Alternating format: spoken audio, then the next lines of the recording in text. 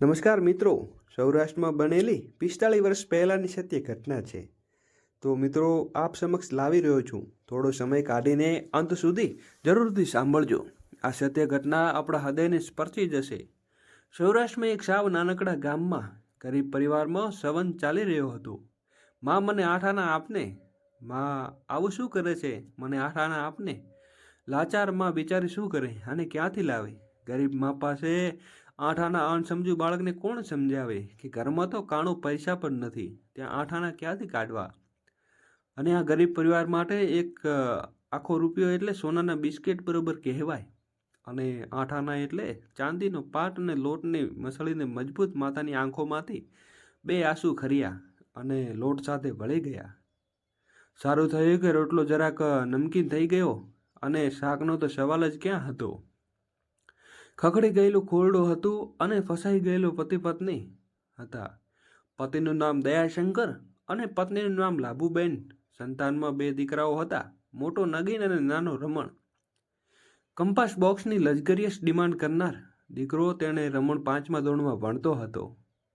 હોશિયાર હતો અને ગરીબ માવતર માટે ભવિષ્યની કાજલઘેરી વાદળી ફરતે વીંટળાયેલો એકમાત્ર સોનેરી રેખા આ નાનો દીકરો રમણ જ હતો.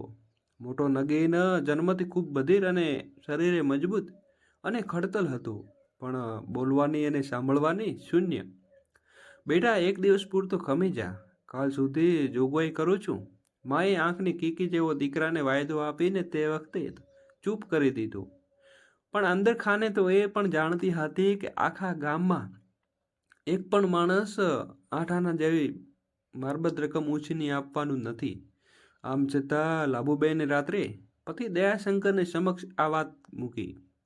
દયાશંકરના પહેરણમાં ખિસ્સામાંથી 8 આના તો નીકળે એમ ન હતા.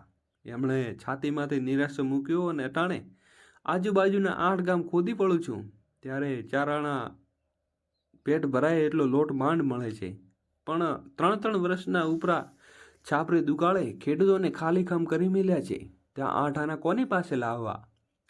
સવારે લાભુબહેને કાનમાં પહેરેલી સોનાની પાતળી વાળી ઉતારીને આપી.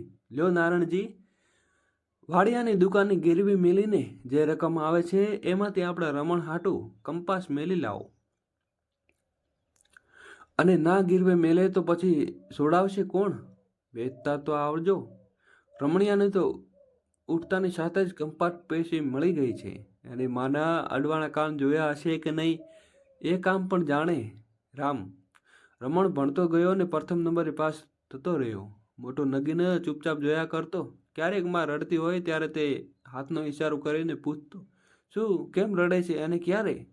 બાપુને આફતા જોઈ અને પૂછી થાકી ગયા. મારા ખભે ઉચકી લઉં તો પાડા જેવું અલમસ્ત શરીર જોઈને ગોર ગોરાણી નિશારો ખાલી લેતા.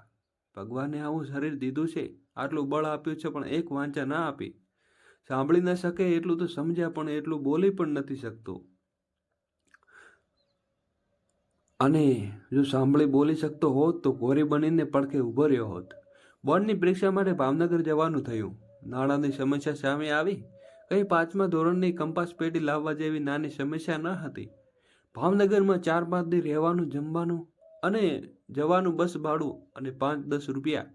વધારે એમ 100-150 રૂપિયાનો મામલો હતો. માંગવા જેવું એક ઘર બચ્યું ન હતું અને વેચવા જેવો એક પણ દાગીનો રહ્યો ન હતો. લાભુ બહેનના ઘરકામની કમાણીમાંથી 75 રૂપિયા બચત કરી હતી અને બાકીની 75 રૂપિયાનું કરવું રમણ. ઇંગ્લિશ મીડિયમમાંથી રિટાયર્ડ હટ થઈને ફેંકાઈ જાય તે પહેલાં એનો મોટો ભાઈ રનર બનીને એની મદદે ધસી આવ્યો. પતરાના કાટ ખાધેલા ચોરસ ડબ્બામાંથી ચિત્રા 100 રૂપિયા ધરી દીધા. 3 જીવ સામટા પૂછ્યા, બેટા, આટલા બધા રૂપિયા તારી પાસે ક્યાંથી? શબ્દો માટે અવકાશ ન હોય અને હાથ અને આંગળીનો સવાલ પૂછતી હતી અને નગીનાને ઈશારો જવાબ આપતા હતા. સરવાળામાં જ્યાં સાંભળ્યું છે ત્યાં આવું હતું. તમને લાગ્યું જ હતું કે તો આ બહેરિયાનો આખો દી રખડ્યો કરે અને હું રખડ્યો ન હોત તો રોજ સવારથી સાંજ લગી દાઢી કરતો હતો. આજના ગામમાં તે કોણ મજૂરી આપે? એટલે આજુના બાજુના ગામડે જઈને ખેતકામ કરતો હતો. મને ખબર હતી કે આને પરીક્ષા ટાણે પૈસા જોઈશે, નહીં આપશો તો ભાઈ રડવા બેસશે. આટલું સમજ્યા પછી નગીન નાચ્યો, કૂદ્યો ને હસ્યો. રમણભાઈના હાથમાંથી તાળી મારીને પછી બે હાથ ચદીને તાળી માંગીને ખરી પણ બાપને રમણ ત્રણેય એક સાથે રડી પડ્યા. કેમ કે મૂક મધિર નગીરની હથેળીમાં ખેત મજૂરીની નિશાની જેવા છાલા પડી ગયેલા અને ગરીબ ઘરોમાં તેજસ્વી બાળકો કેવી રીતે ભણે તે વાત સ્વિસ બેંકમાં ગુપ્ત ખાતામાં ધરાવતા ભ્રષ્ટ નેતાઓ નહીં સમજાય. સાક્ષાત અભિયાનનો ચલાવવાનો શિક્ષણ પ્રધાનનો નહીં સમજાય. એ જ્ઞાનનો સરવાળો સાહિત્યકારો કે એક્ટિવિસ્ટો નહીં સમજાય. આ બાળકોની વેદના સમજવી હોય તો ગરીબના ગોદમાં જન્મ લેવું પડે, ભણવું પડે ને ઠેસ ઠેસાના ઠોકરો ખાધા આગળ વધવું પડે. રમણ આ રીતે આગળ વધ્યા રજાડું અને રમણભાઈ ગામડે આવે ત્યારે એક દ્રશ્ય અચૂક ભજવવાનું. નગીન કાગળના પેકિંગમાં મીઠાઈને નવો નકોર શર્ટ રમણભાઈના હાથમાં મૂકી દેતો. પછી ખુશીનો માર્યો નાચવા માંડ્યો. રમણ એને સમજાવે છે કે મારી પાસે 2 જોડી કપડાં છે, ત્રીજાની જરૂર નથી. શા માટે કષ્ટો વેઠે છે? પણ નગીન સાંભળીને ધીમે ધીમે રમણભાઈ પણ સમજાતું ગયું કે મોટો ભાઈ એના પોતાના માટે બધું કરે છે, મારી ખુશી માટે નથી કરતો. પણ રમણભાઈને સારી સરકારી નોકરી મળી ગઈ હોત તો રાજકોટમાં રહેવા માટે બંગલો પણ મળ્યો. અને પરત દયાશંકરનો પત્ર આવ્યો, બેટા સારા ઘરની કન્યા માટે માંગા આવવા માંડ્યા છે, તું હા પાડે તો 4 દિવસની લજા રહી અને રમણભાઈ ગામડે ગયો. 40 કન્યાઓ જોઈ નાખી અને સર્વપ્રથમ તેની પસંદગી કરી લીધી. પછી પિતાએ કહ્યું, બાપુ હું જાણું છું કે તમને મારા લગ્નની ઉતાવળ છે, પણ મને થોડાક દિવસો સમય આપો. સગાઈ ભલે આજે કરી નાખો, પણ લગ્ન માટે દયાશંકરને કંઈક સમજાયું નહીં અને તેમને હા પાડી. રાજકોટમાં રો રમણ દસે દિશા માહિતી મેળવતો રહ્યો અને એક દિવસ એને તેની ઝડપ હતી. એવા સમાચાર મળ્યા કે તેની ગાડી મારી મૂકી અને ગામના દૂરથી બીજા એક ગામમાં જ્ઞાત એક ગરીબ ખોરડા ગામે ગાડી ઊભી રાખી અને ઘરમાં બેઠેલો આધેડ મોભાની ઓળખાણ આપી. પછી તો પૂછ્યું, સાંભળ્યું છે તમારી દીકરી સાસરીએથી પાછી આવી છે? અને બાપ રડી પડ્યો. હા, શું થાય છે? જમાઈ જમડા જેવો નીકળ્યો, મારી રંભાને રોજ ઢોરમાર મારે છે. દીકરીને 2 વાર ઝેર ખાધું, પણ 3 વાર કૂએ પડવા ગઈ, પણ નસીબ નબળા હશે, તે બચી ગઈ. હવે જિંદગી આખી અમારા માથે મોજનો ડુંગર બનીને જીવ્યા કરશે. હું એ રોજ ડુંગરને લઈ અને જઈ આવ્યો છું. મારા મોટા ભાઈ મૂંગા બહેરા અને તમને વાંધો ન હોય તો બાપ વિચારવા લાગ્યો. એટલામાં કપાળ પાછળ સંતાયેલી રંભાનો અવાજ સંભળાયો, બાપુને શું પૂછવાનું, હું તૈયાર છું ને. એટલી ગાળો કાઢી છે મેં. પછી હવે તો મૂંગો ધણી મીઠો લાગશે, પણ મારે એક દીકરી છે, એનું શું? પ્રમાણે એક સ્ખલ્ક અને વેડફ્યા વગર જવાબ દીધો, તમારી દીકરી અમારી દીકરી, ઈશ્વરે અમને બહેન નથી આપી. આ લક્ષ્મીને જીવનભર અમે ખબર નહીં પડવા દઈએ કે મારા ખાનદાનનું બૂંદ નથી. વધારે કંઈ પૂછવું છે? વાત પાકી કરીને રમણભાઈ સીધો પોતાના ગામડે ગયો. બધી વાત કરીને નગીન મૂંઝાઈ રહ્યો હતો કે આ બધું શું ચાલી રહ્યું છે.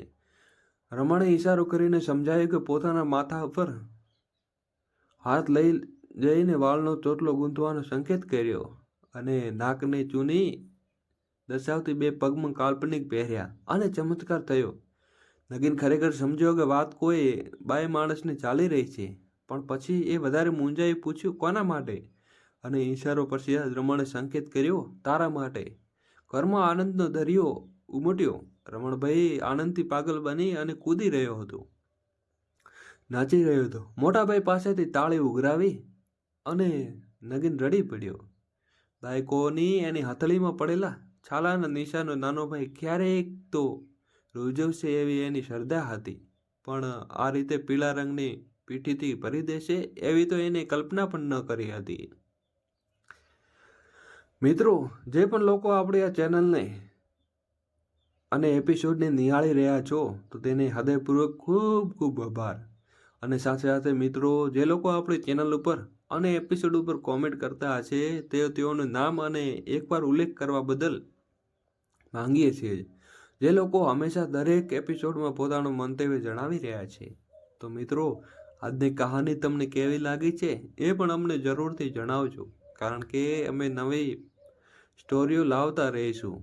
તો અમારી ચેનલ સાથે જોડાયેલા રહો. ચાલો એક નજર કરી લઈએ કે ગામના લોકોના નામ જાણીશું અને નામનો ઉલ્લેખ કરવામાં આવશે. બાકી ફક્ત નામનો ઉલ્લેખ કરવામાં સૌપ્રથમ પ્રકાશભાઈ બારોટ રાજકોટથી, દિવ્યાંશીબેન જોશી મુંબઈથી, આકાશભાઈ પટેલ અમદાવાદથી, ત્યારબાદ દીપ્તિબેન શાહ, રાજુલાબેન નીરુભાઈ મુંબઈથી અને સરિતાબેન જાફરાબાદ, ફાલ્ગુનીબેન અમેરિકાથી, કામિનીબેન લંડનથી, ખુશ સેલલિયા બળવંત જોશી અને કિરીટભાઈ ચાવડા, મિત્તલ ફરીકભાઈ, આ બધા લોકોનો ખૂબ ખૂબ ધન્યવાદ. ત્યાં સુધી મિત્રો મળીએ, ત્યાં સુધી બધાને રાધે કૃષ્ણ, જય શ્રી કૃષ્ણ.